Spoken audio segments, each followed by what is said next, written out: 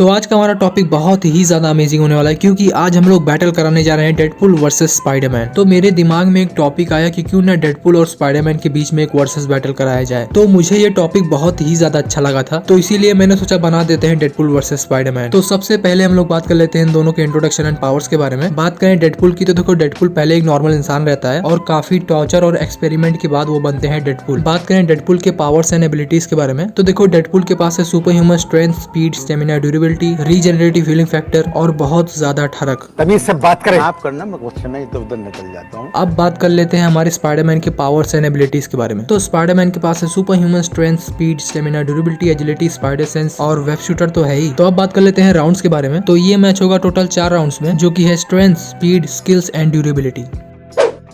बात करें स्पाइडरमैन की स्ट्रेंथ की, तो देखो स्पाइडरमैन के पास है सुपर ह्यूमन स्ट्रेंथ, जिसका यूज उसने मूवी में बहुत जगह पर किया है, जैसे कि इस लिफ्ट को रोकना। लेकिन स्पाइडरमैन की सबसे ज्यादा स्ट्रेंथ देखने को मिली थी इस सीन में, जब उसने इस शिप को डूबने से रोका था। तो देखो हम लोग ऐसा बिल्कुल भी नहीं बोल सकते कि स्पाइडरमैन ने अकेले इस शिप को डूबने से बचाया था। अगर आयरन मैन नहीं आता तो शिप पक्का डूब जाती, लेकिन अगर स्पाइडरमैन ने इस शिप का 25% वेट भी संभाला है, तो स्पाइडरमैन की स्ट्रेंथ निकल के आती है 800 टन। तो हम लोग इजिली ऐसा बोल सकते हैं कि स्पाइडरमैन 800 टन का वेट उठा सकता है। अब बात कर लेते हैं हमारे ठरकी मानव डेडपुल की स्ट्रेंथ के बारे में। तो देखो डेडपुल के पास भी है सुपर ह्यूमन स्ट्रेंथ, पर डेडपुल अपनी स्ट्रेंथ का ज्यादा अच्छी तरीके से यूज नहीं करता। और अगर तुम लोगों ने डेडपुल 1 और डेडपुल 2 देखी है, तो तुम लोग को पता होगा कि डेडपुल ने अपनी स्ट्रेंथ कुछ खास अच्छी तरीके से नहीं दिखाई है। लेकिन अगर गूगल बाबा की बात माने तो डेडपुल इजिली 3 टन का वेट उठा सकता है। तो देखो भाई बात एकदम क्लियर है कि जो स्पाइडरमैन का स्ट्रेंथ लेवल है वो बहुत ज्यादा है डेडपुल से। तो स्ट्रेंथ वाला राउंड जाएगा स्पाइडरमैन के नाम।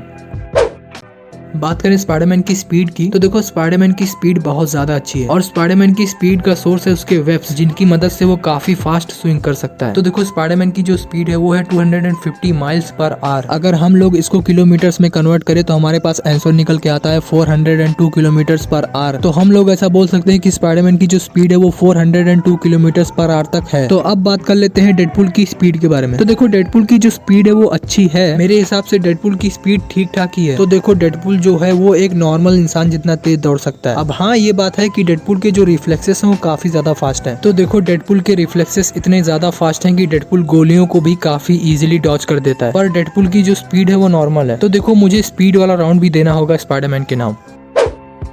तो अब बात कर लेते हैं स्पाइडरमैन की स्किल्स के बारे में। तो देखो स्पाइडरमैन की स्किल्स है ही नहीं तो मैं बात ही क्या करूंगा, क्योंकि स्पाइडरमैन ने मूवी में किसी भी वेपन का यूज नहीं किया है। सीरियसली स्पाइडरमैन ने किसी भी वेपन का यूज नहीं किया है। मतलब अगर स्पाइडरमैन एक गन का भी यूज करता तो मैं मान लेता कि हाँ स्पाइडरमैन की स्किल्स थोड़ी बहुत अच्छी है, लेकिन भाई स्पाइडरमैन ने वो भी नहीं यूज किया है, क्योंकि स्पाइडरमैन हमेशा हैंड टू हैंड कॉम्बैट में लड़ना पसंद करता है और वो ज्यादातर अपने वेब्स का यूज करता है। और स्पाइडरमैन होम कमिंग और फार फ्रॉम होम में भी हमें उसकी स्किल्स कहीं भी देखने को नहीं मिलती है। और तुम लोगों ने भी नोटिस किया होगा कि स्पाइडरमैन की स्किल्स उतनी भी ज्यादा अच्छी नहीं है, मतलब स्किल्स है ही नहीं। तो देखो यार मेरे हिसाब से स्पाइडरमैन की स्किल्स अच्छी होगी, पर उसने अपनी स्किल्स का यूज किया ही नहीं है। तो अब बात कर लेते हैं डेडपुल की स्किल्स के बारे में। तो डेडपुल की स्किल्स के बारे में तो क्या ही कहने भाई, बंदा हर एक चीज एकदम परफेक्ट तरीके से यूज करता है। पहली बात तो डेडपुल अपनी गन्स का इतनी अच्छी तरीके से यूज करता है, उतनी अच्छी तरीके से तो जॉनी भैया अपनी हथियार का यूज नहीं करते। मतलब भाई बंदा एक ही गोली में ट्रिपल हेडशॉट लेता है। और भाई तलवार तो ऐसे चलाता है जैसे मस्का। सीरियसली बंदा तलवार को इतने वाइडली तरीके से यूज करता है कि वो गोलियां तक को डॉज कर देता है। तो देखो डेडपुल की स्किल्स बहुत ज्यादा अच्छी हैं और ये चीज उसको फाइट के बीच में बहुत मदद करेगी। और जिसने भी डेडपुल की मूवीज देखी है उसको पता होगा कि डेडपुल की स्किल्स कितनी ज्यादा अच्छी है। तो देखो ऑब्वियसली स्किल्स वाला राउंड जाएगा डेडपुल के नाम।